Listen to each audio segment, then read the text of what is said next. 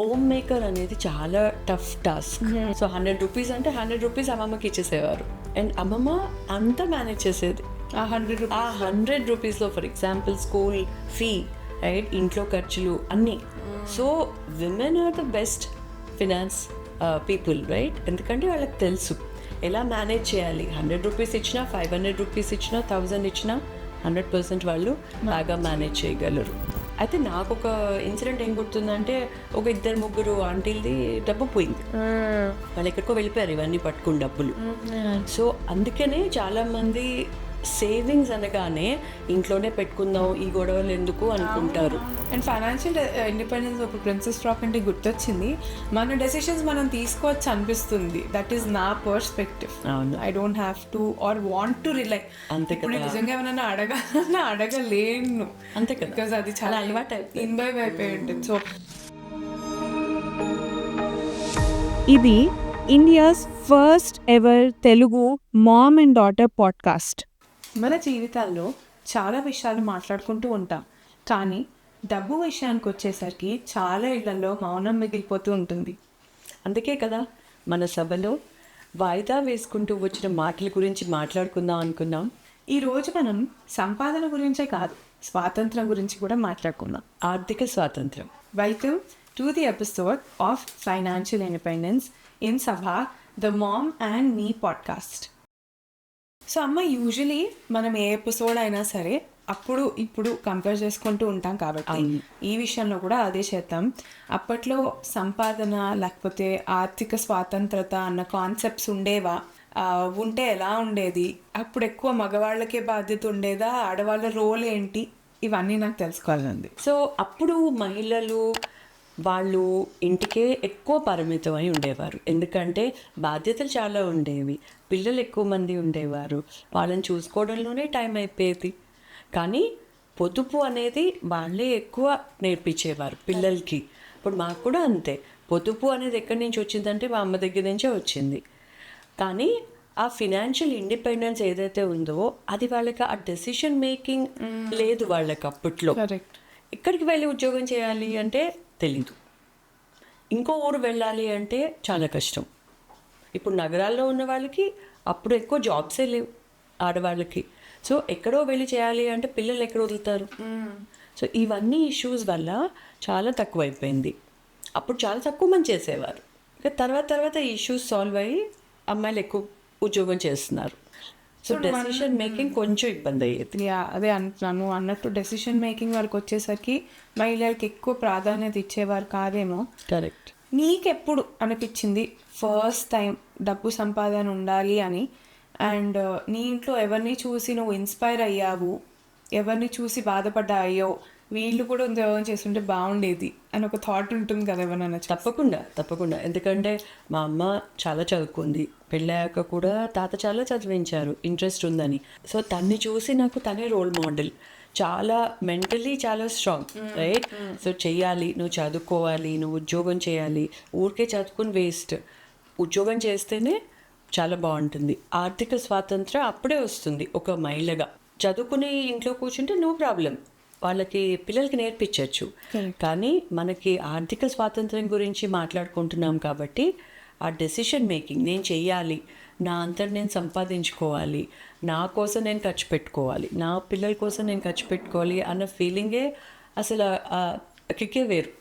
నీకెప్పుడు ముందు ఫస్ట్ అనిపించింది, అబ్బా నాకు నా డబ్బులు ఉంటే నేను దీని మీద ఖర్చు పెట్టేదాన్ని, ఎంత బాగుండేదో? అవును, అలా చాలా ఇన్సిడెంట్స్ ఉన్నాయి. ఒకటి మాత్రం చాలా క్లియర్గా గుర్తుంది. ఏంటంటే ఒకసారి షాపింగ్కి వెళ్ళాం. వయసు ఎంత? అప్పుడు 7-8 years ఉంటాయేమో. సో ఒక షాప్కి వెళ్ళి, నా బర్త్డే అనుకుంటాను, నా బర్త్డే ముందర ఒక షాపింగ్ కోసం వెళ్ళినప్పుడు నేను చాలా చూసి, సో ఆ షాప్ వన్ అన్నీ తీయించేసాను, ఫ్రాక్స్. సో ఒక్కటి మాత్రం నచ్చింది. ఇప్పుడు కూడా నాతో అదే ప్రాబ్లం, సేల్లో ఉంటే కొనలేను, ఓకే, ఆ సేల్లో లేనివే నచ్చుతూ ఉంటాయి, అదేంటో తెలియదు. సో అది costliest frock in the entire shop మాట. సో అప్పుడు అమ్మ తాత కొంచెం ఒకరి మొహాలు ఒకరు చూసుకున్నారు, ఇది చాలా ఖరీదు కదా, ఇంకొకటి కొందాం కదా. అప్పుడు ఐ డిసైడెడ్ దట్ పాపం కదా వాళ్ళు ఇంత, ఇప్పుడు ఆలోచిస్తే నాకు అర్థమవుతుంది ఎంత కష్టమో. రైట్. ఇప్పుడు 2000 కొనాలా, 1000 కొనాలా అని చాలా ఆలోచించుకుంటూ ఉంటాం, కంపేర్ చేసుకుంటూ ఉంటాం. సో అప్పుడు ఐ డిసైడెడ్, నేను నా అంతా నేను ఉద్యోగం చేసి నాకు ఏది కావాలంటే అది నేను కొనుక్కోవాలి. రైట్. డబ్బుల గురించి అంతగా క్యాలిక్యులేట్ చేయవలసిన అవసరం ఉండకూడదు అని ఆ రోజు డిసైడ్ అయ్యాను. కానీ ఫైనలీ అఫ్ కోర్స్ నాకు అది కొన్నారు, ఆ ఫ్రాక్ కొన్నారు. కానీ చాలా కష్టం కదా, వాళ్ళకు వచ్చిన శాలరీ, తాతతో వచ్చిన శాలరీతో, జీతం, పైగా అన్నయ్య కూడా ఉన్నాడు, వాళ్ళకి డ్రెస్సెస్ కొనాలి. సో ఆ రోజు డిసైడ్ అయ్యా అనమాట దట్ నేను ఉద్యోగం చేయాలి, ఇంత ఆలోచించుకోకూడదు. రైట్. డెసిషన్ క్విక్గా చేసేసుకోవచ్చు, మనం సంపాదించుకుంటే ఎవరిని అడగక్కర్లేదు, ఎవరి మీద ఆ డిపెండెన్స్ ఉండదు కదా. బట్ ఆ థాట్ ఇప్పుడు ఆబ్వియస్లీ చిన్నతనంలో వచ్చిన థాట్ వేరు, బట్ బట్టలుకే పరిమితం కాకుండా ఆ ఆలోచన తర్వాత మారిందా? ఉద్యోగం రాకముందో, నువ్వు కాలేజ్లో ఉన్నప్పుడు అవును, ఆ థాట్ ఇంకా కంటిన్యూ అయిందా? కాలేజ్లో ఉన్నప్పుడు కూడా థాట్ కంటిన్యూ అయింది. ఎందుకంటే దేనికన్నా అవసరం కదా, డబ్బు అవసరం, ఎవరిని అడుగుతాం. సో పెళ్ళి అవ్వని వాళ్ళు కదా, పెళ్ళి అయినా కూడా ఇప్పుడు మనం చూస్తున్నాం ఎంత డిఫరెన్సో కదా, అప్పుడు అంత లేదు. సో మనంతటి మనం కాళ్ళ మీద కష్టపడి నిలబడి మన ఉద్యోగం మనం చేసుకుని ఏది కావాలంటే, బట్టలే కాదు, okay, it can be gadgets, ఏదైనా ఫోన్ కొనుక్కోవచ్చు, లేదు అంటే బుక్స్ కొనుక్కోవచ్చు, దేనికన్నా డబ్బు కావాలి కదా. అదే కాదు, చాలామంది కొనుక్కోవాలన్న దగ్గర ఆగకుండా ఇప్పుడు చాలామంది, నువ్వు అప్పట్లో ఇప్పట్లో మాట్లాడుతున్నాం కాబట్టి, ఇప్పట్లో మాలాంటి వాళ్ళం ఆలోచించేది కొనుక్కోవడం ఆఫ్ కోర్స్ ఉంటాయి, బట్ ఎక్కువ ట్రావెల్ చేయాలి, లేకపోతే సేవింగ్స్ చేయాలి, మ్యూచువల్ ఫండ్స్లో వేయాలి, ఇక్కడ వేయాలి, ఇన్వెస్ట్మెంట్స్ చేయాలి, ఇల్లు కొనుక్కోవాలన్నవి ఆ ఆలోచనలు చాలా మారాయి. అప్పట్లో మీకు సేవింగ్స్ వరకే తెలుసు, ఇప్పుడు సేవింగ్స్లో చాలా టైప్స్ వచ్చేసాయి. అండ్ ఐఎమ్ వెరీ హ్యాపీ, ఎందుకంటే అది కూడా చాలా ఇంపార్టెంట్. సేవింగ్స్ అంటే ఎక్కడో లోపల కిచెన్లో డబ్బాల్లో పెట్టేసుకుని, లేదంటే ఫిక్స్డ్ డిపాజిట్స్లో పెట్టుకోవడమే కాదు కదా, వేరే విధాలుగా సేవ్ చేయొచ్చు. సేవ్ చేయాలని లేకపోయినా డెఫినెట్గా లివ్ యువర్ లైఫ్ అనుకుంటే మాత్రం I think travelling is the best option that a lot of people ఇప్పుడు ఆలోచిస్తున్నారని. సో మనం అప్పట్లో ఈ పూజ గదిలోనో లేకపోతే బియ్యం డబ్బాల్లో, బట్టల మధ్యలో, నాకు తెలిసి మాట చాలామంది అలాగా పెట్టుకునేవారు. అది ఇంటికి వచ్చేసరికి, పిల్లల దగ్గర వచ్చేసరికి కిడ్డీ బ్యాంక్స్ ఉండేవి. ఓకే, అప్పట్లో గుర్తుందా? అప్పుడు ఆంధ్ర బ్యాంక్ వాళ్ళు ఒకటి ఇచ్చేవారు అనమాట, ఎంత క్యూట్గా ఒక బొమ్మ, దానిలో కిడ్డీ బ్యాంక్. అది ఇంట్లో పరిమితం అయ్యేది. బయటకు వచ్చేసరికి ఏమైంది, లేడీస్ అనేసరికి అందరూ ఒక గ్రూప్ లాగా ఫామ్ అయ్యేవారు. సో ఒక హెడ్, ఒక ఆవిడ, అప్పుడు మేము దిల్సుఖ్ నగర్లో ఉన్నప్పుడు ఆవిడ నాకు స్టిల్ చాలా గుర్తుంది. ఆవిడ ఈ చిట్స్ అందరూ వేసుకునేవారు, లేడీస్ చిట్టీలు వేసుకునేవారు. 10,000, 15,000 చిన్న చిన్న అమౌంట్స్ కూడా వేసుకునేవారు. పాపం వాళ్ళకి తెలియదు కదా ఎంత వీలైతే సేవ్ చేసుకోవాలి అని, ఎందుకంటే బ్యాంక్కి వెళ్ళడం, అది ఓపెన్ చేయడం, అప్పుడు అంత నాలెడ్జ్ ఉండేది కాదు వాళ్ళకి. సో ఇవన్నీ వేసుకునేవారు. అయితే నాకు ఒక ఇన్సిడెంట్ ఏం గుర్తుందంటే, ఒక 2-3 ఆంటీలది డబ్బు పోయింది, వాళ్ళు ఎక్కడికో వెళ్ళిపోయారు ఇవన్నీ పట్టుకుని డబ్బులు. సో అందుకనే చాలామంది సేవింగ్స్ అనగానే ఇంట్లోనే పెట్టుకుందాం, ఈ గొడవలు ఎందుకు అనుకుంటారు కదా. కరెక్టే అది కూడా. బట్ ఇప్పుడు ఏంటంటే అన్ని ఆర్బీఐ కావండి వచ్చేసాయి కదా, banks and all are doing, అన్ని ప్రోడక్ట్స్ తెచ్చేసాయి, మ్యూచువల్ ఫండ్స్ ఆర్ కావండ్, ఎస్ఐపీస్ ఆర్ దేర్, అన్నీ ఉన్నాయి. సో నేను చెప్పినట్టు మేము చేసేది కిడ్డీ బ్యాంక్స్ డెఫినెట్గా ఆ కాన్సెప్ట్ ఉన్నా, అది నాకు తెలిసి ఓన్లీ టు షో దట్ ఇలా నువ్వు సేవ్ చేసుకోవచ్చు అని. బట్ పెద్ద పిక్చర్ ఆర్ బిగ్గర్ పిక్చర్ చూస్తే, ఇప్పుడు ఎస్పెషలీ గర్ల్ చిల్డ్రన్కి సుకన్య సమృద్ధి యోజన అని ఉంది. కరెక్ట్. అది నేను అనగాకి పుట్టినప్పటి నుంచి స్టార్ట్ చేశాను. ఇయర్కి ఇంత అని చెప్పి అందులో వేసేస్తే వాళ్ళు ఒక 21 years వచ్చాక వాళ్ళకే వస్తుంది ఆ డబ్బు అంతా, and they can use it education కానీ దేనికైనా వాడుకోవచ్చు, ట్రావెలింగ్, పెళ్ళికి, దేనికైనా. సో ఇలాంటివి ఐ థింక్ ఈ జనరేషన్లో ఎక్కువ ప్రిఫర్ చేస్తాము. ఎవ్రీ మంత్ ఎస్ఐపీస్ అన్నవి ఆటోమేటిక్గా డిడక్ట్ అయిపోతున్నాయి. సో ఇప్పుడు మాట్లాడుకుంటేనే మనకి ఇంత డిఫరెన్స్ ఉందా అని అనిపిస్తోంది. చాలా డిఫరెన్స్ ఉంది. సో మీరు కూడా తప్పకుండా మీ పిల్లలకి బ్యాంక్లోనో లేకపోతే చాలా గవర్నమెంట్ స్కీమ్స్ ఉన్నాయండి మంచి మంచివి, తప్పకుండా మీ పిల్లల భవిష్యత్తు ఉజ్వలంగా ఉంటుంది, అది తప్పకుండా వేయండి. అండ్ మీ తరంలో మీ వాళ్ళు ఎలా సేవ్ చేసుకునేవారు అని కూడా కామెంట్స్, మీరు ఎక్కడెక్కడ దాచుకునేవారు కూడా మాకు కామెంట్స్లో చెప్పండి. సో ఇప్పుడు ఉద్యోగం చేసే మహిళలే కాదు, మనం చాలా మాట్లాడుకోవాల్సింది హోమ్ మేకర్స్. ఎందుకంటే ఇప్పుడు సినిమాలో కూడా మనం చాలా చూస్తున్నాము, వాళ్ళకి ఇవ్వాల్సినంత క్రెడిట్ ఇవ్వం. అవును.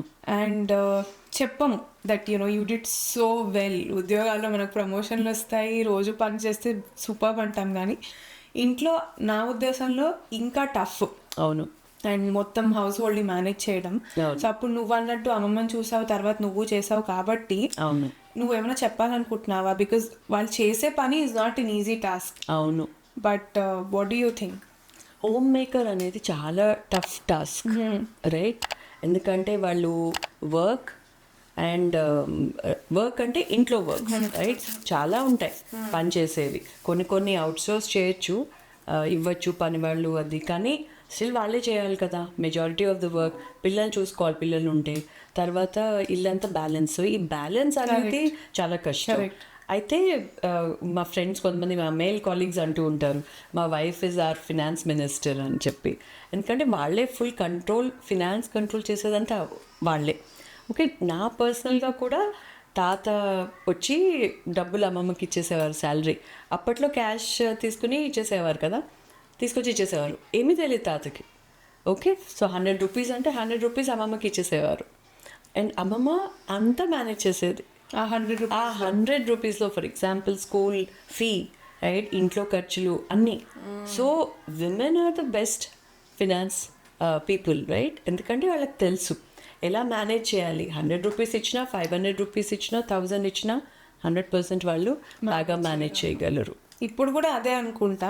ఉద్యోగం చేసినా చేయకపోయినా ఎక్కువ ఇళ్లలో, ఎక్కువ శాతం ఇళ్లలో మహిళలే మేనేజ్ చేస్తున్నారు. అండ్ మహిళలు మేనేజ్ చేస్తున్నారు, ప్లస్ వాళ్ళకి చాలా ఆప్షన్స్ ఉన్నాయి. ఇప్పుడు నువ్వు చూస్తే వర్క్ ఫ్రమ్ హోమ్ చాలా ప్రాజెక్ట్స్ ఉన్నాయి. సో అవి కేర్ఫుల్గా చూస్ చేసుకుని ఏది లీగల్ ప్రాజెక్ట్సో, ఎథికల్ ప్రాజెక్ట్సో అవి చేసుకోవాలి. అదే, అది కూడా ఫినాన్షియల్ ఇండిపెండెన్సే కదా. కరెక్ట్. రోజు పనులు బయటకు వెళ్ళి చేయవలసిన అవసరం లేదు. ఇంట్లో కూర్చొని పిల్లల్ని చూసుకుంటూ, పార్ట్నర్ తోటి హ్యాపీగా ఉంటూ, ఇంట్లో పనులు చేసుకుంటూ అన్నీ చేసుకోవచ్చు. యా, బట్ మేమేం ఆలోచిస్తామంటే ఉద్యోగమే కాదు, నాకు తెలిసి ఇప్పుడు వేస్ ఆఫ్ క్రియేటింగ్ ఇన్కమ్ చాలా ఎక్కువైపోయింది. Correct, right? Work from home జాబ్సే కాకుండా, కార్పొరేట్ జాబ్సే కాకుండా, కెరీర్ టు కాంటెంట్ క్రియేషన్. చాలా మంది కుకింగ్ ఇష్టం, ఫ్యాషన్ ఇష్టం, యూనో ఎన్నో టాపిక్స్ ఉన్నాయి అవతల వాళ్ళకి చెప్పడానికి. చాలా మందికి ఫైనాన్సే కాబట్టి content creation is a full time jobs. చాలా ఉన్నాయి. ఇప్పుడు నువ్వే యువర్ మామ్ ఇన్ఫ్లుయెన్సర్ కదా, అలా ఇన్ఫ్లుయెన్సర్స్ చాలా మంది ఉన్నారు ఇప్పుడు. హ్యాపీగా వెళ్తారు, హ్యాపీగా సో చేసుకుంటారు. అవన్నీ చాలా ఫ్లెక్సిబుల్ గా ఉంటాయి, పిల్లల్ని కూడా తీసుకెళ్ళచ్చు. But at the same time మీకు డబ్బులు వస్తే అది చాలా బాగుంటుంది. అది కాకుండా you can follow your passion, ఏదైనా హాబీ చేసుకోవచ్చు. You can do painting. ఇప్పుడు you can even sell your art works online. నాకు తెలిసిన very close family friend does beautiful paintings. అసలు బ్యూటిఫుల్ అంటే చెప్పలేవు అది నిజంగా కొన్నదా లేకపోతే చేసిందా లేకపోతే డిజిటల్ ప్రింట్ అని. నేను ఎప్పుడు చెప్తూ ఉంటాను, యూనో ఇది చేస్తున్నావు, that's great, but sell it out, you know exhibitions లో. కానీ ఇప్పుడు చాలా ఆర్ట్ ఎగ్జిబిషన్స్ పెడుతున్నారు. సో నేను చెప్పేది ఏంటంటే there many ways of earning income. అవును, అప్పుడు మీరు ఆలోచించే వారికి ఉద్యోగమే ఉంది అని, which is safe and secure, no doubt. Salary month end కింద నాకు వస్తుంది అని తెలుస్తుంది, విచ్ ఇస్ గుడ్. బట్ ఇలాంటివి కూడా ఇప్పుడు ఆప్షన్స్ పెరిగాయి, బౌండరీస్ పెరిగాయి కాబట్టి I think you can also choose something that you like. Absolutely. Women entrepreneurship ఒక పెద్ద టాపిక్, రైట్? మన తెలంగాణ గవర్నమెంట్లో విమెన్ ఆంటర్ప్రినర్షిప్ హబ్ ఉంది, ఉబీ హబ్, రైట్? అది అందరికీ హెల్ప్ చేస్తారు వాళ్ళు. ఇలా ఎవరైతే విమెన్ ఆంటర్ప్రినర్స్ అవ్వదలుచుకున్నారో, సో మీరు కూడా తప్పకుండా ఆప్షన్ మీరు చూస్ చేసుకోవచ్చు. చాలా మంది బ్యాంక్స్ కూడా స్టార్ట్అప్ లోన్స్ ఇస్తున్నారండి, up to certain amount depending on your category of business. Food, hospitality, A business అయినా కానీ చాలా గ్రాంట్స్ కూడా వస్తున్నాయి. సో విమెన్ ఆంటర్ప్రినర్స్ గురించి మాట్లాడుతున్నాం కాబట్టి, ఇప్పుడు అప్పట్లో మీకు అసలు ఉండేవారా, నీకెవరైనా ఇన్స్పైర్ అయ్యావా? Then I will talk about now. Women entrepreneurship చాలా తక్కువ అమ్మ అప్పుడు. ఎందుకంటే నువ్వు అన్నట్టు జాబ్ అంటే ఒక సేఫ్టీ, ఒక సెక్యూరిటీ అనే ఒక ఫీలింగ్ ఉండేది కదా. ఆ ఆంటర్ప్రినర్షిప్ అనగానే రిస్క్ టేకింగ్ కదా అని చెప్పి చాలామంది స్టార్ట్ చేసేవాళ్ళం కాదు. నేను కూడా ఎప్పటి నుంచో అనుకుంటూ ఉండేదాన్ని, ఇది స్టార్ట్ చేయాలి, అది స్టార్ట్ చేయాలి అని చెప్పి. బట్ అది ఎప్పుడు కూడా ఆ రిస్క్ తీసుకోలేదు. ఓకే, ఇప్పుడు చాలా ఆప్షన్స్ ఉన్నాయి కాబట్టి మనమే ఎన్ని ఆప్షన్స్ ఇప్పుడు మాట్లాడుకున్నాం, రైట్? క్రియేటివ్ ఫీల్డ్లో కానీ, లేకపోతే ఏది ప్యాషన్ ఒక హాబీ కూడా ఇప్పుడు ప్యాషన్లా చేసుకోవచ్చు, రైట్? సో అందుకనే ఇప్పుడు ఎక్స్ప్లోర్ చేసే ఆప్షన్స్ చాలా ఉన్నాయి. అప్పట్లో చాలా తక్కువ. సో నేను ఎప్పుడు ఇన్స్పిరేషన్కి అప్పుడు ఎవరు లేరు యాక్చువల్లీ. ఒక విమెన్ ఆంటర్ప్రినర్షిప్ అనేది లేదు అప్పుడు. ఇప్పుడు డెఫినెట్లీ నాకు వెంటనే గుర్తొచ్చేది అయితే ఫుడ్ బ్రాండ్స్, పిల్లల ఫుడ్ బ్రాండ్స్ కానీ millet bank, Of course. You know ఇలాంటి brands are doing so well. మన లోకల్ బ్రాండ్స్ అవి కూడా Yes. హైదరాబాద్ లో పుట్టి పెరిగిన బ్రాండ్ అవును. అలా చాలా ఉన్నాయి where women are doing so well. అలానే చాలా మంది ప్లే ఏరియా స్టార్ట్ చేశారు. నాకు తెలిసిన ఎన్నో play areas are run by women అండి. అంటే పిల్లలకి ఒక సేఫ్ స్పేస్ ఇచ్చి వాళ్ళని నర్చర్ చేసి, I think it's a beautiful business plan. Correct. ఇంకోటి మనం వెళ్ళాం, గుర్తుందో లేదో, డూడిల్స్ అని చెప్పి, అది కూడా వెళ్ళాము. అమ్మాయి అక్కడ ఎంత బాగా వాళ్ళు. So Doodles is basically beauty parlour for kids అండి. అసలు ఆ కాన్సెప్టే one of a kind. And నేను పర్సనల్గా వెళ్ళి I took a service for my daughter. And ఆ అమ్మాయితో చాలా సేపు మాట్లాడడం జరిగింది. సో ఐ థింక్ నువ్వు అన్నట్టు దర్ సో మెనీ పీపుల్ మన చుట్టూనే cafes ఉన్నాయి. Correct. Right, Queens and Bees, right? నువ్వు అన్నట్టు all these are run by women. Correct. So I think చాలా ఆప్షన్స్ ఉన్నాయి విమెన్ ఇప్పుడు విమెన్ ఆంటర్ప్రినర్షిప్కి. So why don't you? మనందరం కూడా మీరు ఎక్కడైనా ప్యాషన్ నుండి స్టక్ అయిపోతే మాత్రం డెఫినెట్గా పర్సూ చేయండి. ఎందుకంటే నా ఉద్దేశంలో ఆర్థిక స్వాతంత్రత అంటే మన సెల్ఫ్ వర్త్ డిటర్మిన్ చేస్తుంది. We can live the way we want. And నిజంగా ఆ ఫీలింగ్ చాలా డిఫరెంట్. ఆ ఫీలింగ్ ఎందుకు డిఫరెంట్ అని అంటున్నామో ఇప్పుడు చర్చిద్దాము. సో ఐ వాంట్ నో, నువ్వు ఫస్ట్ ఎప్పుడు మొదలెట్టావు వర్కింగ్ అసలు? ఎందుకంటే నాకు నువ్వే చెప్పావు what is financial independence and ఎందుకు మనం అందరం ఇండిపెండెంట్గా ఉండాలి ఫైనాన్షియలీ యాజ్ విమెన్. అండ్ మనం చాలా ఇంటర్వ్యూస్, ఎస్పెషలీ ప్రియాంక చోప్రా చాలా ఇంటర్వ్యూస్లో మాట్లాడుతుంది. అండ్ ఇట్స్ వెరీ ఇన్స్పైరింగ్ అండి. ఎందుకు అది ఇంపార్టెంట్ అని, అందుకే మనం ఒక్క హోల్ ఎపిసోడే చేద్దాం అనుకున్నాం. బట్ కమింగ్ బ్యాక్, లైక్ నువ్వు ఎప్పుడు స్టార్ట్ చేసావు? స్టార్ట్ చేసినప్పుడు ఆ ఫస్ట్ శాలరీ వచ్చిన ఫీలింగ్ ఏంటి? నేను స్టార్ట్ చేసింది ఇమీడియట్లీ ఆఫ్టర్ కాలేజ్, రైట్? నా పీజీ అవ్వగానే మన ఇంటి పక్కనే ఒక జూనియర్ కాలేజ్ ఉండేది. Okay, so I started my career there, అంటే అకాడమియాలో. When, how old were you? So immediately after college I was about 22. So that's it. So వాళ్ళు వచ్చి అడిగారు, ఇలా మీరు ఇంగ్లీష్ చేశారు కదా, మీరు వచ్చి మా జూనియర్ కాలేజ్ పిల్లలకి చెప్పాలి అంటే the immediate thought was 2 feelings కదా, ఎక్సైట్మెంట్ ప్లస్ భయం. భయం ఎందుకు అంటే నువ్వు అప్పుడు చాలా చిన్న పిల్లవి, okay, you were just born. So నేను ఎక్కడ వదలాలి ఆ టైంలో, బికాజ్ అక్కడ ఎవరు ఉండేవారు కాదు, మనమే ఉండేవాళ్ళం. సో ఆ 2 ఫీలింగ్స్ అయ్యేసరికి ఏది చూస్ చేసుకోవాలని చాలా కష్టమైంది. కానీ 2 అవర్సే అన్నారు. 2 అవర్స్ అంటే ఫైన్ అనుకుని నేను తీసుకుని వెళ్ళిపోయేదాన్ని. వెళ్ళిపోయి అక్కడ అట్లా ఆడిస్తూ ఉండేవారు వాళ్ళు. అక్కడ మా ఆయమ్మ ఉండేది, ఆడిస్తూ ఉండేది. సో నేను 2 అవర్సే కదా చెప్పేసి ఇంటికి వచ్చేసేవాళ్ళం, పక్కనే జస్ట్ నెక్స్ట్ డోర్. సో అది చాలా ఈజీ అనిపించింది. ఈజీ అస్సలు కాదు నువ్వు చెప్తుంటే, ఎందుకంటే ఇప్పుడు ఆ థాటే నాకు భయంగా ఉంది. లైక్ ఇంత స్ట్రెంగ్త్ ఉంటే కానీ అప్పట్లో ఆడవాళ్ళు అలా చేసి ఉంటారు. అంతే కదా, ఫినాన్షియల్ ఇండిపెండెన్స్ ఉండాలి అంటే చేయాలి. మోర్ దెన్ ఎనీథింగ్ అప్పట్లో ఫినాన్షియల్ కంటే కూడా నేను నా కాళ్ళ మీద నేను నిలబడాలి, చదువుకుని ఉపయోగం ఏంటి అనిపించింది. సో వాళ్ళు ఆపర్చునిటీ రావడం కూడా చక్కగా ఆ టైంకి వచ్చింది కాబట్టి నేను జాయిన్ అయిపోయాను. అండ్ ఆ ఫస్ట్ శాలరీ అన్నావు కదా, ఫస్ట్ మంత్ శాలరీ వచ్చినప్పుడు అంత గుర్తులేదు ఎంత వచ్చిందో, చాలా తక్కువ అప్పట్లో, 2 అవర్సే కదా. బట్ అది అసలు ఆ ఫీలింగే వేరు. అలా చేతిలో చూసుకున్నా కొన్నావా లేదా? నీకే ఫస్ట్ కొన్నాను, ఎందుకంటే నువ్వు సపోర్ట్ చేసావు కదా. అంత చిన్న పిల్లవైనా అక్కడ ఆడుకుంటూ ఏం పేచి పెట్టలేదు. So first I got a good princess frock for you. So with that money, so it is fun కదా, మన కోసం, మన వాళ్ళ కోసం, మన లవ్డ్ వన్స్ కోసం ఏదైనా కొండ అనేది it's a beautiful feeling. And financial independence ఇప్పుడు ప్రిన్సెస్ ఫ్రాక్ అంటే గుర్తొచ్చింది, మన డెసిషన్స్ మనం తీసుకోవచ్చు అనిపిస్తుంది. దట్ ఈస్ నా perspective. I don't have to or want to rely. అంతే కదా, నిజంగా ఏమైనా అడగలేను. అంతే కదా, బికాస్ అది చాలా అలవాటు ఇన్వాల్వ్ అయిపోయి ఉంటుంది. So I think one more important thing is being able to take your own decision. And అది మనం ఫైనాన్షియల్గా ఇండిపెండెంట్గా ఉంటేనే వస్తుంది. అంతే. సో అండ్ నువ్వు అన్నట్టు ఫీలింగ్ బీట్ చేయలేము. ఎస్, నీకెలా అనిపించింది ఫస్ట్ టైం రైట్? నువ్వు కూడా కాలేజ్ తర్వాత యూ జాయిన్, సో నీకెలా అనిపించింది? సో నేను join after masters, but still అప్పుడు కూడా ఐ వాజ్ అబౌట్ 22. ఇప్పుడు చాలా మంది షాక్ అవుతారు 22కే started, but I think it's very common now. చాలా మంది ఇప్పుడు యంగ్ ఆంటర్ప్రినర్స్ ఇంకా ముందే మొదలెట్టారు, స్కూల్ తర్వాతే మొదలెట్టేసి. ఎగ్జాక్ట్లీ.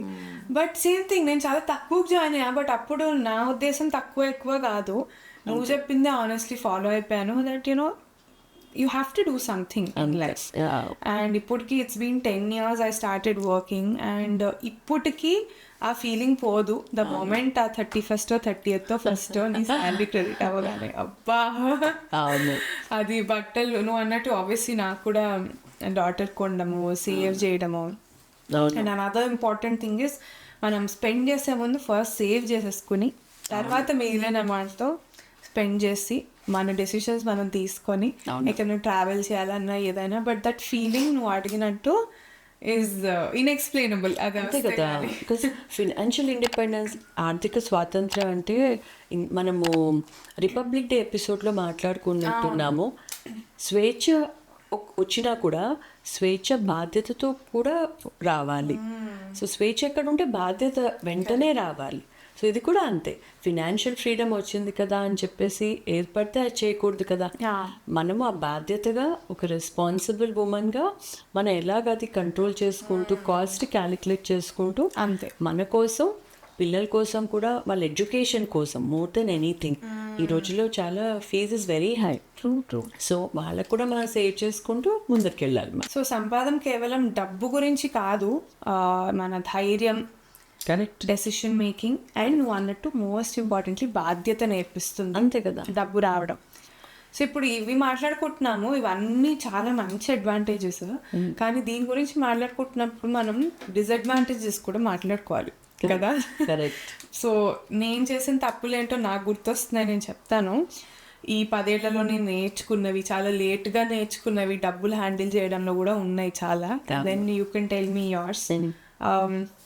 నేను చాలా లైక్ ఐ సెడ్ ఎర్లీగా మొదలెట్టాను కాబట్టి అప్పుడు నేను ఏమనుకునేదాన్ని అంటే మిగిలిన డబ్బులను సేవ్ చేద్దాం, ఫస్ట్ ఖర్చు పెట్టేసి ఎంత మిగిలితే అంత సేవ్ చేద్దామని. But over the period of time I think ఒక పిల్లలు పుట్టక ముందే, ఐ థింక్ ఒక 5-6 years ముందే అది సరే ఇలా కాదు, మొత్తం మనం రివర్స్ చేసుకొని ఫస్ట్ ఇన్వెస్ట్ చేసేసుకుని మిగిలింది స్పెండ్ చేద్దాం for what ever it is అని. కరెక్ట్. సో ఇప్పుడు రతన్ టాటా ఉండేవారు, లేకపోతే ఇంకొక పెద్ద ఎవరైనా సరే అదే చెప్తారు. ఫస్ట్ మనము 100 rupees వచ్చింది అంటే అట్లీస్ట్ 60% ఆఫ్ ఇట్ సేవ్ చేయాలి. రైట్. సో 60 రూపాయలు పక్కన పెట్టేయాలి, అంతే. ఓకే, అది ముట్టుకోకూడదు. మిగతా 40 రూపాయలు మనం చేసుకోవచ్చు ఏది కావాలంటే. సో ఆ సేవింగ్ అనేది చిన్నప్పటి నుంచి మనం పిల్లలకి కూడా చెప్పాలి. బట్ నీ అప్పుడు నాకు తెలిసి తప్పులు చేసే ఉంటారు, బట్ నువ్వు రిగ్రెట్ అయినా, నువ్వు లెసన్, రిగ్రెట్ కన్నా ఏదైనా లెసన్ నేర్చుకున్నావా డబ్బుల గురించి? చాలా కదా, ఎస్పెషల్లీ ఇప్పుడే చెప్పాను. సో అది చాలా ఇంపార్టెంట్. నేను నేర్చుకున్నది ఏంటి అంటే, అమ్మ దగ్గర నుంచి నేర్చుకున్నది ఏంటంటే ఏదైనా కొనుక్కోవాలి, రైట్, అసెట్ కొనుక్కోవాలి. కరెక్ట్. అండ్ ఫర్ ఎగ్జాంపుల్ ఇల్లు, లేకపోతే ఒక ల్యాండ్, ఇక్కడ ఒకటి మనకి మన పేరుగా చూసుకుని మన పేరు మీద కంపల్సరీ ఒకటి. మొన్న కూడా ఎవరితో మాట్లాడుతున్నప్పుడు అదే చెప్పారు, వాళ్ళ రిగ్రెట్ ఏంటంటే వాళ్ళ పేరు మీద ఏది కొనుక్కోపోవడం. Okay, you know it's usually family, especially joint families లో ఉన్నప్పుడు మనకంటూ ఏది ఉండదు. అవును, మనం పిల్లల కోసమో లేకపోతే ఎవరో కోసం, పెద్దవాళ్ళ కోసం అనుకుంటాం, కానీ చాలా మంది అలా అనుకోరు.